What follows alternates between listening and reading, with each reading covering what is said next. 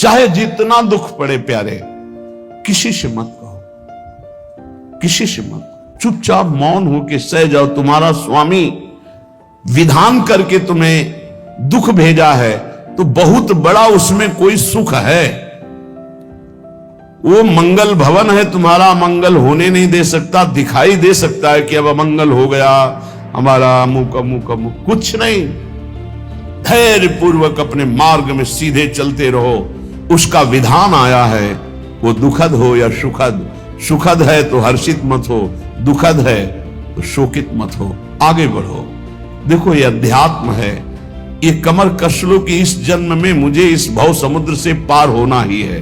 ये जो कमजोर दिल के होते हैं ना, अनुकूलता जहां मिली तो बोले जब से हमने भक्ति शुरू की सब काम चकाचक बन रहे। ये भक्ति का फल नहीं है, भूल मत करना।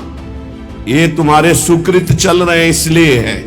और जिस दिन दुष्कृत का फल आएगा उस दिन भक्ति करते हुए भी कदम रखना मुश्किल हो जाएगा, पग पग पर तुम्हें दुख मिलेगा। इस सिद्धांत को समझ लीजिए तो कभी आप निराश नहीं होंगे, शूरवीर होकर आगे बढ़ते रहेंगे। जो हमारी भक्ति है नई फसल है, और इस फसल की जो आनंद वृत्ति है वो भगवदानंद है, ज्ञानानंद है, अखंडानंद है, प्रेमानंद है। वो ये भोगानंद नहीं है, विषयानंद नहीं कि भगवान की बड़ी कृपा जो चाहो वो भोग मिल गए। ये सुकृतों के फल है।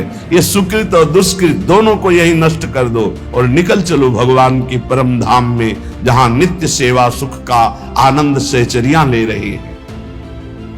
श्रीपाद कह रहे संतर्जयस ताड़यन, कोई मुझे बहुत डांटे भर्त्सना करे और ताड़यन पिटाई भी कर दे, मुझे कुछ कभी शिकायत नहीं करनी प्रभु से।